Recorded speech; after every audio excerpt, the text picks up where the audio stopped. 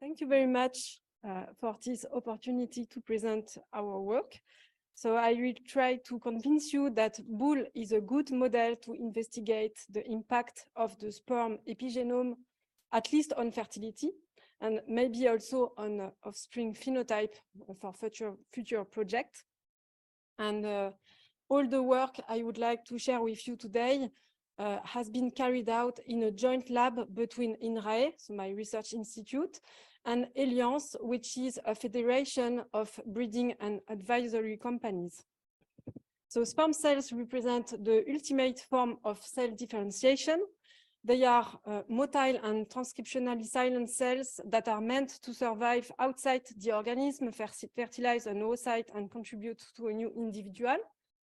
And this unique function relies on unique epigenetic features, so highly specific DNA methylation patterns, specific chromatin features with the replacement of most histones by protamines, and also unique small non-coding RNA species.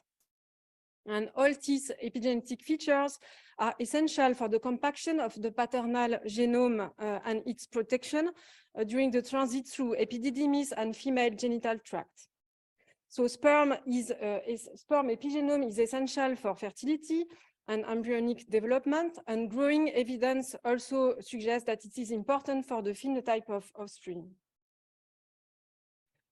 Among all these epigenetic marks, we focus on DNA methylation, which targets CpG nucleotides in the genome. So why DNA methylation? Because compared with other epigenetic marks, it's relatively stable. It is easy to quantify at different scales, and it can be analyzed as a sequence polymorphism after sodium bisulfite treatment, which converts unmethylated cytosine into thymine, while methylated cytosine remain as cytosine. So it's easy to calculate a methylation percentage from this information. DNA methylation is highly dynamic during development. Two major waves of reprogramming occur during development. So first one occurs shortly after fertilization and allows the embryo to start its own developmental program. And second one occurs in differentiating germ cells, which in the mouse takes place during fetal life and also during early postnatal life. These reprogramming periods are windows of important sensitivity to environmental factors, meaning that if the embryo or the germ cells are exposed to a deleterious environment during these steps, there may be some consequences on the long-term phenotype and also on fertility of the individual. Accordingly, many reports in humans and in mice have described an association between male fertility and the sperm methylome, and variations in DNA methylation profiles have been reported in case of spermatogenesis defect and poor IVF outcomes. In cases of exposure to an adverse physiology and environment such as obesity, tobacco and pollutants, and in cases of idiopathic infertility. Bull semen is an important product for artificial insemination industry, and breeding companies sell semen straws. And it's also an important product for breeders that rely on the success of artificial insemination to produce calves and milk. Data about genome-wide DNA methylation in bull sperm remain scarce in spite of the economical importance of this sector. And variations in bull sperm methylome have been reported around puberty and with increasing age. And differences in DNA methylation patterns have been reported between fertile and subfertile bulls, but no consensus about a DNA methylation signature of subfertility could be reached, maybe because of small sample size and because different breeds were investigated with using different fertility indicators and different methods. So to contribute knowledge to this field, we are analyzing interindividual variations of the bull sperm methylome at a base level resolution. For that purpose, we set up a semi-automatic platform for the generation of reduced representation bisulfite sequencing libraries. So this method relies on the bisulfite conversion on DNA and next generation sequencing. It analyzes only a small part of the genome, but which is focused on gene-rich regions. And we also developed a full bioinformatics pipeline for sequence analysis. Using this platform, we are investigating inter-individual variations of the bull sperm epigenome using a unique collection of sperm samples. And I will try to give you an overview of the results we obtain, beginning with cattle breed. So Jean-Philippe Perrier, who is a former PhD student, studied 4 different French breeds: Normande, Montbéliarde, Abondance, and Charolaise, and 1 Belgian breed, Belgian Blue, and Holstein, which is quite international. And interestingly, the samples nicely cluster according to the breed. And this clustering reflects the genetic history of French cattle breeds from SNP data. Indeed, Montbéliarde, Abondance, and Charolaise that are all clustered on the right part of the cluster. They all come from a large area of France located in center-east, while Holstein and Normand, which comes from other places, cluster together on the left part of the cluster. This effect is confounded with the origin of the semen samples in terms of breeding companies, since the sample on the right all come from breeding companies located in the east of France or in Belgium, while the samples on the left part of the cluster comes from 1 breeding company located in Brittany. So we hypothesize that both genetic and environmental factors contribute to these breed-related differences. And now we have to compare this data with the imputed sequence of the bulls to know the respective part of both factors. Now switching to early life nutrition. So genomic selection has considerably modified breeding practices, since now the breeding values of bulls are determined early during life, which leads to an increased demand for semen from sires at a younger age. And several teams have shown that enhanced nutrition during early life can hasten age at puberty. And our collaborators from the University of Limerick, CHIGASC, and UCD have set up a nice experimental design in which puberty is reached 1 month earlier. Young Holstein bulls are put either on a high plane of nutrition or a low plane of nutrition during the 6 first months of life. And then all the bulls are fed a low diet until puberty. And then semen is collected at 2 different time points, 15 and 16 months of age, for DNA methylation analysis. So there are 2 diet groups, the high diet group and in red, and the low diet group in yellow and green. And it's possible to compare samples from the same chronological age collected at 15 months of age, or samples at the same physiological age collected at 15 months of age for the high diet group that reached the puberty 1 month earlier than the low diet group collected at 16 months of age. In both cases, samples do not cluster according to the diet, demonstrating that there is no massive impact of early life nutrition and hastened puberty on the sperm metylome. But in spite of this result, we could identify differentially methylated genes. So when samples of same chronological age are considered, differentially methylated genes are involved in spermatogenesis, sperm functions, gonadal development, puberty, hypothalamic pituitary gonadal axis, and Sertoli cell function and proliferation. So these genes seem to reflect the different timing of puberty onset. But this number dropped to only 6 genes when the intersection between the two comparisons is considered. And the genes, differentially methylated genes located at this intersection are rather enriched in ATP binding GO term.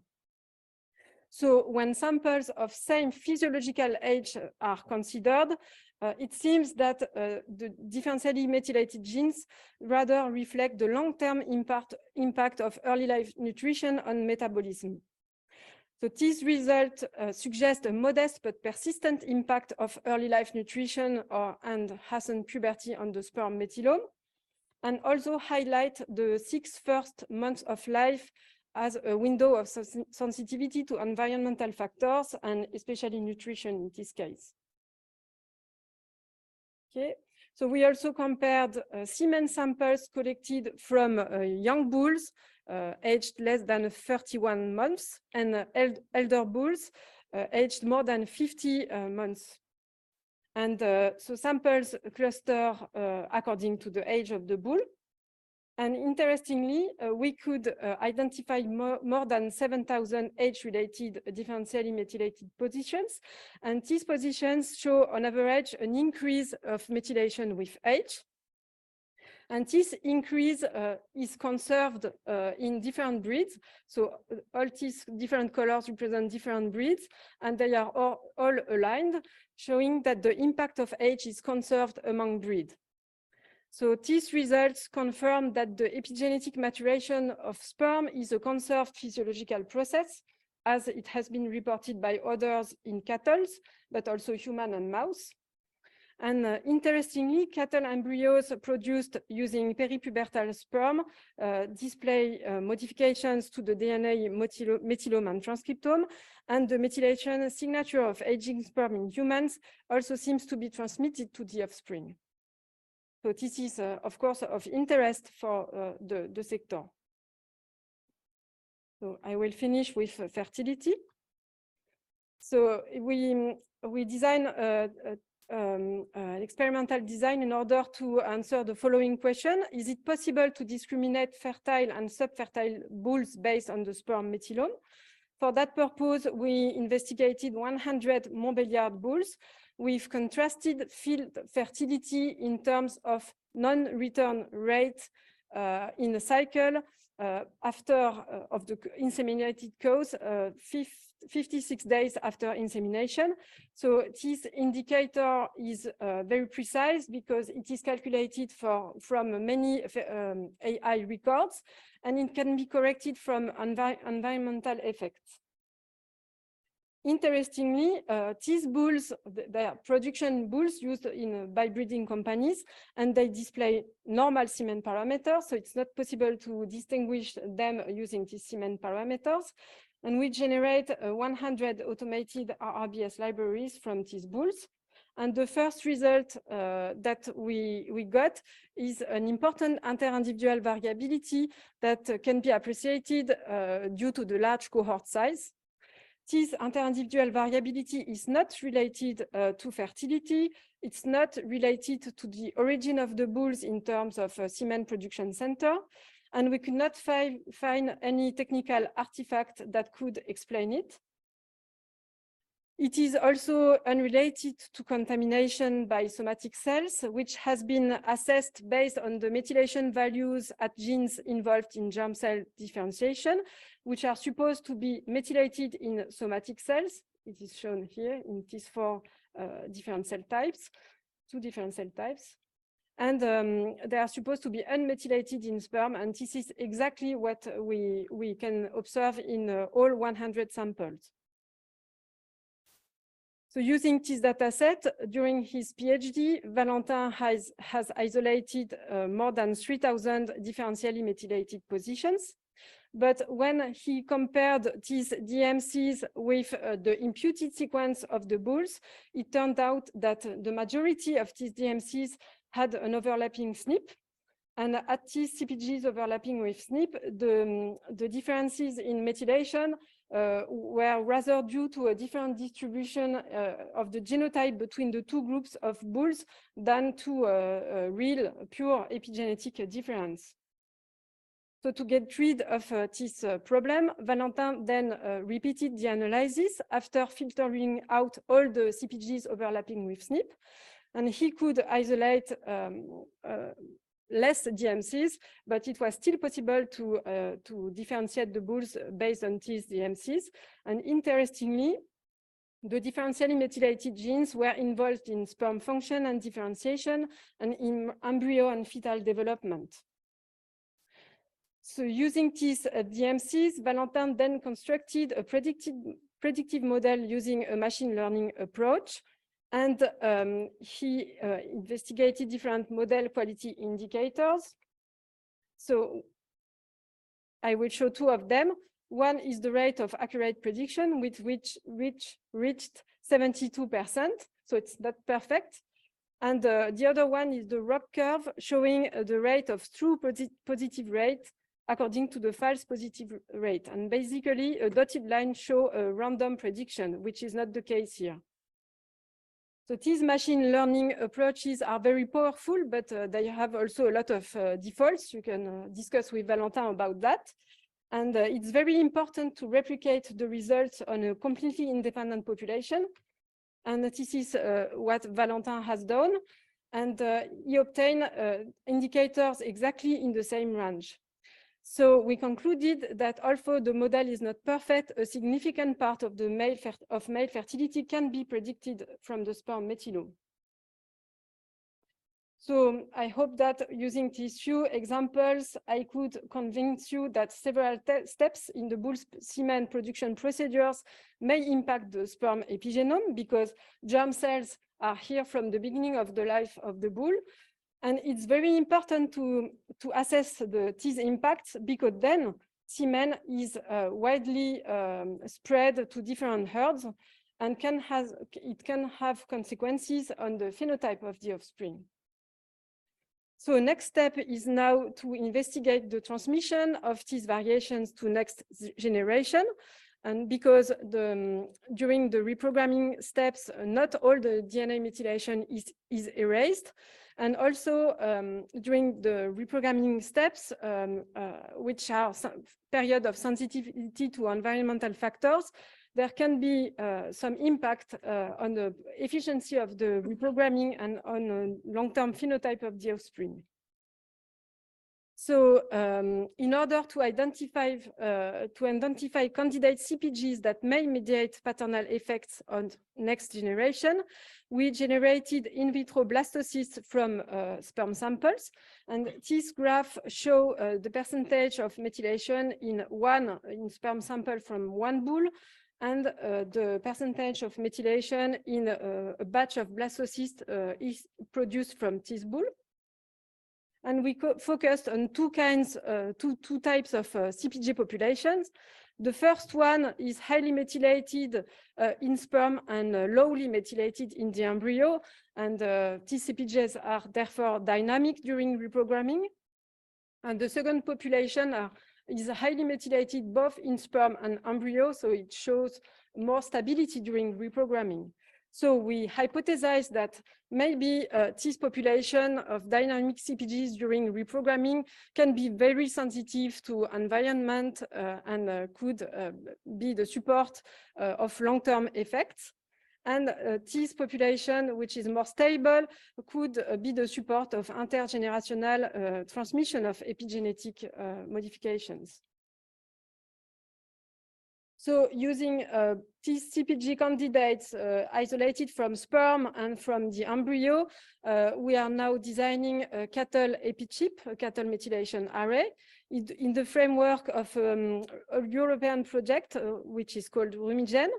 And in order to investigate the transmission also in females, some candidate CPGs that show differences in the blood of females also participate to this epichip, and my colleague Hélène Jam will present part of her work later during the day. So in RumiGen, there are two work packages on epigenetics. One is focused on epigenetic biomarker to improve selection and precision farming. And the other one is more focused on fetal programming. And in total, these two work packages will need to epigenotype more than 6,000 samples. So by the end of the project, we hope to have enough power to know which is the added value of epigenotyping in a breeding perspective. So if we represent the number of CPGs, okay, no, it's okay, no problem. So if you represent the number of CPGs during the progress of the design, which is in progress under the guidance of Illumina, there's two major steps. Sorry. First step is a phase of data accumulation. So we use RRBS, but we also use Nanopore in Rumigen, and this is performed by Inya. And I think that Adrian will show his work about this topic later during the day. We also use data mining of publicly available WGBS data. And this is the Rumigen part of the array, which is more focused on sperm, blood, and also there's an embryo part. Other researchers also brought some contribution on other traits. And we also had added generic position to cover a maximum of the genome. And this phase is then followed by a data selection phase. And for that purpose, we use data for the 1000 Bull Genome Project. We use annotation data provided by PharmGTEx initiative. And we also use our large RRBS data collection in order to select CPGs that shows the highest variance and also that are mostly correlated between nearby CPGs. And now we are in the process of data selection, and we hope to achieve the design soon. So the goal is to achieve scientific goals of this project, Rumigen, but also to design an efficient tool for routine use, and that could be useful for the international scientific community and future projects. And I hope it will also be useful for the design of a higher density array. So in conclusion, our results show that there is an important interindividual variability of the bull sperm epigenome that may rely on genetic, physiological, and environmental factors. Our result also highlights the first 6 months of life as a window of sensitivity of the methylome to environmental factor, but still sperm methylome can retain a certain degree of plasticity during adulthood, since age-related variations can be observed.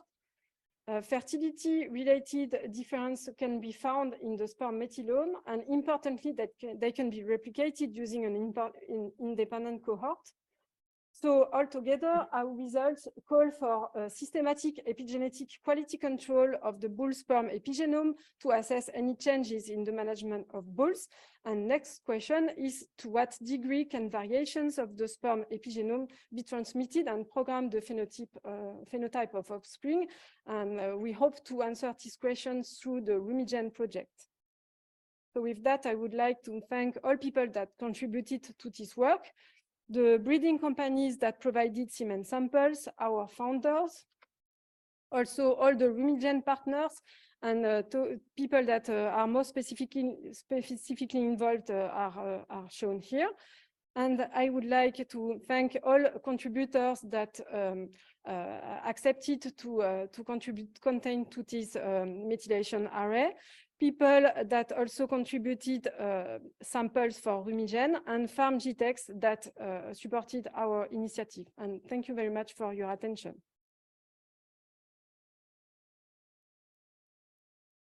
That's fascinating, Helen. Those bulls that are obtained from the bull studs to produce those two populations of bulls, those are already screened, right? The most infertile bulls probably never get released into the commercial, they're never sold, right? Have you tried to look at the bulls that don't pass the original quality control specifications of the breeding company? Do they look different than the, even your low fertility bulls are pretty fertile compared to the ones that are excluded early on in the semen collection process. So thank you for this question. Yes, we have checked that. The problem is that these bulls that do not pass the quality controls are very young. They are culled at a very young age, and there is a major confounding effect of age and fertility in this case. So we could not really conclude if the effect we observed was due to major spermatogenesis troubles or to the very young age. Thanks, Helen. Just wanted to find out, based on your results and findings, would you prefer to use the younger bull or the older ones for your program? I have no idea. I don't know. Probably from the results obtained by other teams, it's better to wait until puberty is established. But then after, bulls are not so old nowadays, so I'm afraid we cannot really answer this question. These bulls, the example I showed are quite, they were born before 2009, so they are no longer used